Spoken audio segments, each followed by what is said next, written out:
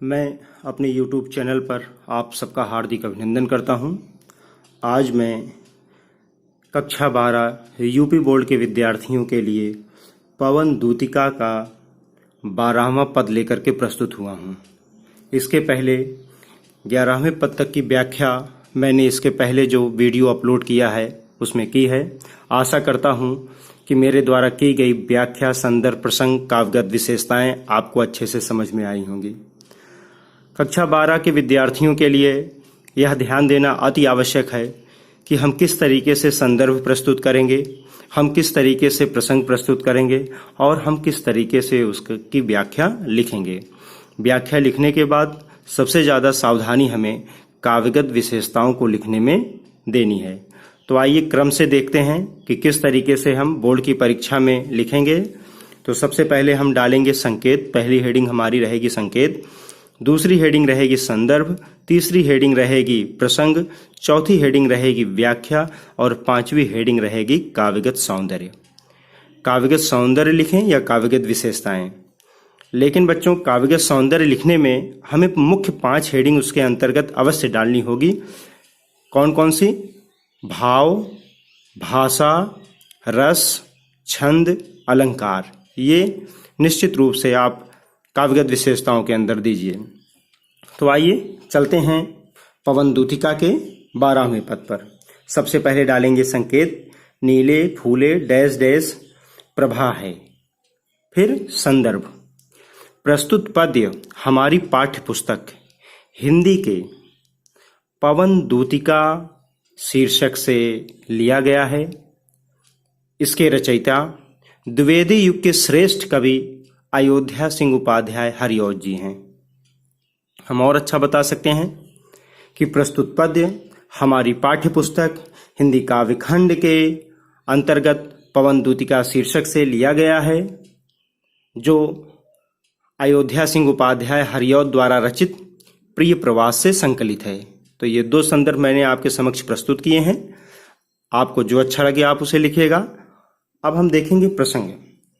प्रस्तुत पद्य में राधा के द्वारा भगवान श्री कृष्ण की शोभा सुंदरता को वर्णित किया गया है, जिससे पवन दूतिका भगवान श्री कृष्ण को पहचान सकें। अब आइए चलते हैं सबसे पहले शाब्दिक अर्थों पर। शाब्दिक अर्थों के बाद फिर हम चलेंगे इसकी लिखित व्याख्या पर। नीले फूले कमल दल सी। नीले फूले, नीले फूले, नीले फूल, कमल दल। कमल दल पत्तियों से सजा हुआ, तो वह नीला पुष्प जो कमल का है, जैसी उसकी सुंदरता है, सी मतलब वैसी, गात माने शरीर, की माने की श्यामता है। श्यामता, नीलापन, श्यामलता भगवान श्री कृष्ण की। तो नीले फूले कमल दल सी गात की श्यामता है। पीला प्यारा वसन कट में पहनते हैं फबीला। छूटी काली अलख मुख की कांति को है बढ़ाती। सद वस्त्रों में नवल तन की फूटती सी प्रभा। अब इसमें उपमा का सुंदर प्रयोग किया गया है। नीले फूले कमल दल सी। अब यहाँ देख रहे हैं नीले फूले कमल दल सी कह रहे हैं, तो कह रहे हैं कि वह नीला कमल दल सी श्यामलता, वह सुंदरता भगवान श्री कृष्ण के शरीर की है। ये पहचान राधिका बता रही हैं कि हे पवन दूतिका, तू वहां मथुरा में जाएगी तो तू भगवान श्री कृष्ण को कैसे पहचानेगी? जिनका शरीर नीले कमल पुष्प के समान सुंदर होगा, वही भगवान श्री कृष्ण हैं। पीला प्यारा वसन, पीला पीले रंग का, प्यारा अच्छा लगने वाला, वसन माने होता है कपड़ा, कटि का अर्थ है कमर में पहनते हैं, फबीला का अर्थ है सुंदर लगने वाला। भगवान श्री कृष्ण अपने कमर में पीले वस्त्रों का एक फबीला कपड़ा पहने होंगे। छूटी काली, छूटी जो लटकी हुई है, काली काले रंग की, अलख माने बाल, उनके बाल जो कुछ निकल करके उनके मुखमंडल पर लटके हुए हैं घुंघराले। मुख की कांति, कांति माने शोभा, वह मुख की शोभा को है बढ़ाते। सद वस्त्रों, इसका मतलब है सुंदर वस्त्रों में। नवल तन, वह नए तन की फूटती सी प्रभा है। वह भगवान श्री कृष्ण का जो सुंदर शरीर है, जब उस पे वे सुंदर वस्त्र को धारण करते हैं तो उनके शरीर से एक नई नई आभा, एक नया नया प्रकाश, एक नया नया कांति प्रस्फुटित होता है, अर्थात सुंदर लगता है। उनके ऊपर वह वस्त्र सजता है।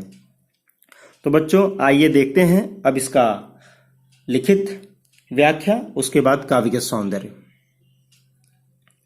अयोध्या सिंह उपाध्याय हरिऔध जी कहते हैं, राधिका पवन दूतिका को भगवान श्री कृष्ण की पहचान बताते हुए कहती है कि हे पवन, जब तू मथुरा जाएगी तो तुझे भगवान श्री कृष्ण को पहचानने में कोई दुविधा न हो, इसलिए मैं तुम्हें उनकी पहचान बता रही हूँ। जिनका शरीर नीले कमल पुष्प दल के समान श्यामल और सुंदर होगा, वही मेरे कृष्ण हैं, और वे अपने कमर में प्यारा पीला वस्त्र धारण किए होंगे जो उनके ऊपर बहुत ही सुंदर लगता है, और उनके मुखमंडल पर एक उनके चेहरे पर बालों की घुंघराली केशकांति दिखेगी जो उनके मुखमंडल की आभा को बढ़ाती है, और उनके शरीर की शोभा उस सुंदर वस्त्रों में और ही ज़्यादा कांतिवान लगती है, सुंदर लगती है। वही मेरे प्यारे भगवान श्री कृष्ण होंगे। बच्चों अब उसके बाद हम चलेंगे काव्यगत सौंदर्य की तरफ। काव्यगत सौंदर्य में देखेंगे भाव, भाषा, रस, छंद, अलंकार। भाव, पहचान के माध्यम से भगवान श्री कृष्ण की शोभा का बड़ा ही सुंदर और सजीव चित्रण किया गया है। भाषा, खड़ी बोली। रस, वियोग श्रृंगार रस। छंद, मंदह क्रांता। अलंकार, अनुप्रास और उपमा। उपमा यहाँ है, देखते हैं, कमल दल सी गात श्यामलता सी। हम जानते हैं कि उपमा अलंकार वो अलंकार है जब हम किसी वस्तु की तुलना किसी जगत प्रसिद्ध वस्तु से करते हैं उसके गुण, धर्म और सुंदरता के कारण। तो यहाँ पर भगवान श्री कृष्ण के शरीर की श्यामलता, सुंदरता की तुलना जो है वो नीले कमल पुष्प के दल से की जा रही है। तो यहाँ भगवान श्री कृष्ण का शरीर उपमेय और कमल उपमान है। तो उपमा अलंकार की परिभाषा होती है जब किसी वस्तु की तुलना किसी जगत प्रसिद्ध वस्तु से की जाती है और उससे काव्य की सुंदरता में वृद्धि होती है, तो वहाँ उपमा अलंकार होता है। बच्चों उपमा अलंकार के 4 अंग होते हैं: उपमेय, उपमान, साधारण धर्म, वाचक शब्द। बिना इसको जाने हम उपमा अलंकार अच्छे से समझ नहीं सकते। उपमेय जिसकी तुलना की जाए, यहाँ भगवान श्री कृष्ण। उपमान जिससे की जाए, नीला कमल दल। साधारण धर्म जिस कारण की जाए, सुंदरता के कारण, साधारण धर्म। और वाचक शब्द जिस शब्द से की जाए, ये सी वाचक शब्द है। तो ये हम काव्य सौंदर्य देखे हैं। अब हम चलेंगे इस पाठ के 13वें पद पर।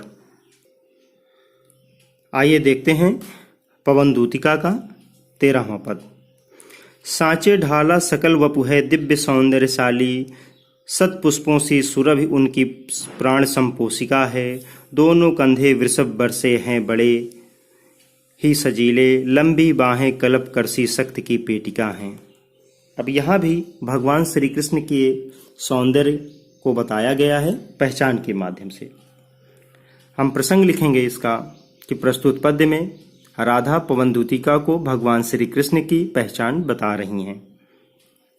पहचान के माध्यम से भगवान श्री कृष्ण के सौंदर्य का वर्णन किया जा रहा है। तो संकेत के बाद सांचे ढला डैश डैश पेटिका है। जहाँ तक आपको लिखना है, जिसमें जितना दिया है आपकी परीक्षा में या जितना आप लिखना चाहते हैं अपनी फेयर कॉपी में, तो उतना आप संकेत में डाल सकते हैं।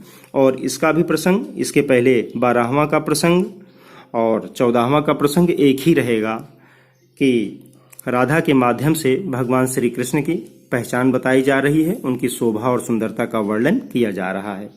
तो ये तीनों में प्रसंग एक रहेगा। आइए देखते हैं 13वें का शाब्दिक अर्थ और उसके बाद फिर लिखित व्याख्या। सांचे ढला, सांचे में ढला हुआ, सकल माने सभी, वपु माने शरीर है, दिव्य माने अलौकिक सौंदर्यशाली। भगवान श्री कृष्ण का सुंदर शरीर ऐसे लगता है कि जैसे वे सांचे में ढाल करके बनाया गया है। सांचे में ढालने का अर्थ होता है बच्चों कि शरीर के अंग प्रत्यंग सभी समान रूप से विभक्त रहते हैं। सुंदर शरीर वही होता है जो समान रूप से समान अंगों में विभक्त रहता है, इसीलिए उसे समविभक्तांगा भी कहा जाता है। इसीलिए हम लोग देखते हैं कि बाजार में जो डमी होते हैं वे हमें बहुत ही सुंदर दिखाई देते हैं। क्यों? क्योंकि उनका अंग जो रहता है, नाक नक्श जो रहते हैं, वे नपे तुले सांचे में ढले हुए रहते हैं। तो आइए देखते हैं, यहाँ भगवान श्री कृष्ण के शरीर की सुंदरता का वर्णन किया गया है कि सांचे में ढला हुआ भगवान श्री कृष्ण का सुंदर शरीर है जो दिव्य और अलौकिक सौंदर्यशाली है, और शत पुष्पों सी, सुंदर पुष्पों सी सुरभि उनकी प्राण संपोषिका है। और सुंदर पुष्पों की सुरभि, सुरभि का अर्थ है सुगंध। जिस तरीके से सुंदर पुष्पों की सुगंध होती है, उसी तरीके से भगवान श्री कृष्ण के सांस हैं, उनकी प्राणवायु है जो संपोषिका। संपोषिका का अर्थ होता है पोषण करने वाली, अर्थात उनके प्राणों का जो पोषण करती है, अर्थात उनकी जो प्राणवायु है वे सुगंधित पुष्पों के समान है। दोनों कंधे वृषभ, वृषभ का अर्थ है बैल, वर माने होता है बड़े या श्रेष्ठ से हैं, बड़े ही सजीले कंधे। कह रहे हैं कि भगवान श्री कृष्ण के जो कंधे हैं वे सुंदर और श्रेष्ठ बैलों के कंधे के समान बड़े ही बलवान और सुंदर हैं। यहाँ पर भगवान श्री कृष्ण के कंधों की तुलना बैलों के कंधों से की गई है। क्यों? बलवान के बल के कारण, सुंदरता के कारण, कि भगवान श्री कृष्ण की जो कंधे हैं, जो भुजाएं हैं, वे बड़े ही सुंदर हैं। तो भगवान श्री कृष्ण के कंधों की सुंदरता वृषभ वर से की गई है और भुजाओं की हाथी के सूंड से। तो कह रहे हैं यहाँ पर कि भगवान श्री कृष्ण का जो सुंदर कंधा है वे बैल के कंधे के समान बलिष्ठ और सजीला है। लंबी बाहें, लंबी लंबी बाहें हैं, भुजाएं हैं। कलभ, कलभ का अर्थ है हाथी और कर का अर्थ है सूंड। तो यहाँ हमको एक पर्यायवाची और मिल गया। वृषभ का अर्थ हुआ बैल, वर माने है श्रेष्ठ, कलभ माने हाथी और कर माने सूंड। तो लंबी बाहें हैं, कलभ कर सी तुलना कर रहे हैं उपमा अलंकार। तो उनकी बाहें जो हैं वे हाथी की भुजाओं के समान सुंदर हैं। और शक्ति की पेटिका, पेटिका का अर्थ है पिटारी, भंडार, और उनकी भुजाएं जो हैं वे हाथी के सूंड के समान सुंदर और बलिष्ठ हैं, जिनमें अपार शक्ति और ताकत भरी हुई है। तब अब आइए इसकी लिखित व्याख्या देखते हैं। अयोध्या सिंह उपाध्याय हरिऔध जी कहते हैं कि राधा पवन दूतिका को भगवान श्री कृष्ण की पहचान बताते हुए उनकी शोभा का वर्णन कर रही हैं कि भगवान श्री कृष्ण का शरीर बड़ा ही सुंदर और सौंदर्यशाली है, वह अलौकिक दिखाई पड़ता है। ऐसे लगता है कि जैसे उसे सांचे में ढाल करके बनाया गया है। उनकी प्राणवायु शत पुष्पों की सुगंधों की भांति है। उनके दोनों कंधे बैल के कंधों के समान बड़े सुंदर, सजीले और बलिष्ठ हैं। उनकी भुजाएं लंबी लंबी और हाथी के सूंड की समान शक्ति की पेटिका हैं, जिसमें अपार शक्ति संचित है। अब इतना हम देख चुके हैं। अब हम चलेंगे 14वें पद पर। 14वें पद के बाद मैं आपको बताऊंगा काव्यगत विशेषताएं। आइए देखते हैं 14वां पद। राजाओं सा सिर पर लसा दिव्य आपीड़ होगा, शोभा होगी उभय श्रुत में स्वर्ण के कुंडलों की, नाना रत्ना कलित भुज में मंजु कयूर होंगे, मोती माला लसित उनका कंबुसा कंठ होगा। देखते हैं यहाँ पर भी भगवान श्री कृष्ण की पहचान बताने के माध्यम से उनके शरीर की सुंदरता का, शोभा का वर्णन किया गया है। राधा पवन से कह रही हैं कि राजाओं सा सिर पर, भगवान श्री कृष्ण के सिर पर राजाओं जैसा, लसा का अर्थ होता है सुंदर, दिव्य का अलौकिक, आपीड़ माने मुकुट होगा। उनके सिर पर सुंदर अलौकिक मुकुट होगा, जिस तरीके से राजा महाराजा धारण करते हैं। शोभा होगी, सुंदरता होगी, किसकी? उभय, उभय का अर्थ है दोनों, और श्रुति का अर्थ है कान में, स्वर्ण का अर्थ है सोने के, कुंडलों की, जो कान में पहनने का आभूषण, अर्थात भगवान श्री कृष्ण के कानों की सुंदरता स्वर्ण कुंडलों से बढ़ रही होगी। नाना का अर्थ होता है अनेक। रत्ना कलित, रत्ना का अर्थ है रत्न, कलित माने होता है सजा हुआ, बना हुआ। भुज माने भुजा में, मंजु माने होता है सुंदर, केयूर माने होता है भुजबंद, जो भुजाओं में पहना जाता है सुंदरता को बढ़ाने के लिए। तो अनेक रत्नों से सुसज्जित उनके भुजाओं में भुजबंद होगा।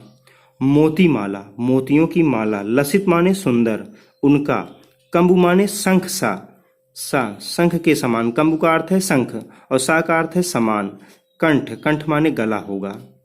तो यहाँ पर गले की उपमा किससे दी गई है? शंख से।